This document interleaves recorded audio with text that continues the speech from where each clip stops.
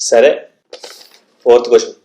గలతీ పత్రిక 3:9-10 ప్రకారం విశ్వాసాన్ని ఆశ్రయించిన వాడికి ఆశీర్వాదం, ధర్మశాస్త్రాన్ని ఆశ్రయించిన వాడికి శాపం అని రాయబడి ఉంది. ఒకరిని శాపగ్రస్తుడిగా చేసి ధర్మశాస్త్రాన్ని మనం ఎందుకు పాటించాలి? చెప్తాను. యెషయా గ్రంథం 50:3-4 చదువుచండి.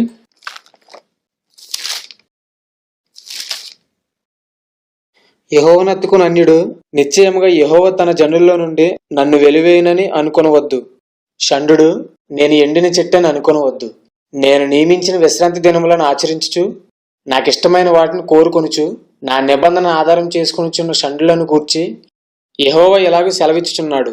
చూసారా, అన్యులు కూడా విశ్రాంతిని పాటించాలని రాయబడింది. నేను అడుగుతున్న ప్రశ్న ఏంటి, మీరు చెప్తున్న సమాధానం ఏంటి?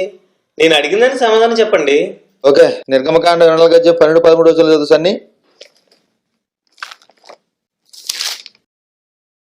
అప్పుడు యెహోవా మోషేతో ఇట్లనెను, నీవు కొండ ఎక్కి నా యొద్దకు వచ్చి అచ్చటి నుండుము. నీవు వారికి బోధించినట్లు నేను రాసిన ఆజ్ఞలను, ధర్మశాస్త్రమును, రాతి పలకలను నీకిచ్చేదనగా మోషేయు అతని పరిచారకుడైన యెహోషువాయు లేచిరి. చూసారా, ధర్మశాస్త్రాన్ని 10 ఆజ్ఞలను దేవుడు రాయించాడండి. నేను అడిగిన దానికి మీ దగ్గర సమాధానం ఉందా లేదా? ఉంది, ఎందుకు లేదు? యెహెజ్కేలు 20:12 నేను ఆగరా. నేను అడిగిన దానికి సమాధానం చెప్పకుండా మీరు ఏదో చూపిస్తారేంటి? నేను అడిగిన దానికి సమాధానం చెప్పండి మీరు. ఆగు, చెప్తాను, తర్వాత చెప్తాను. Next question. 5వ ప్రశ్న. 2 కొరింథీ 3:7-8 ప్రకారం రాతి పలకల మీద రాయబడిన 10 ఆజ్ఞలు మరణకరమైనవి. ఆ అక్షరాలు మనిషిని చంపేవి, కానీ నూతన నిబంధన జీవింపజేసేది. జీవింపజేసే పరిచర్య వచ్చేసిన తర్వాత కూడా మరణకరమైన పరిచర్యను ఎందుకు పాటించాలి? నిర్గమకాండం 31:16 చదవమ్మా.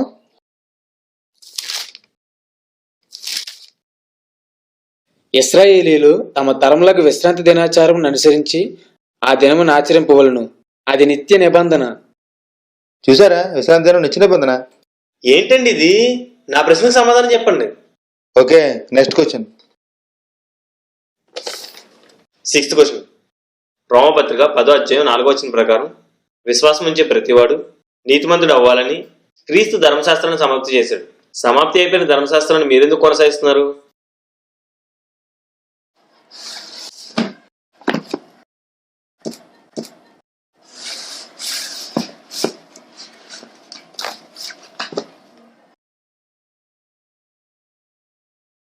Seventh question.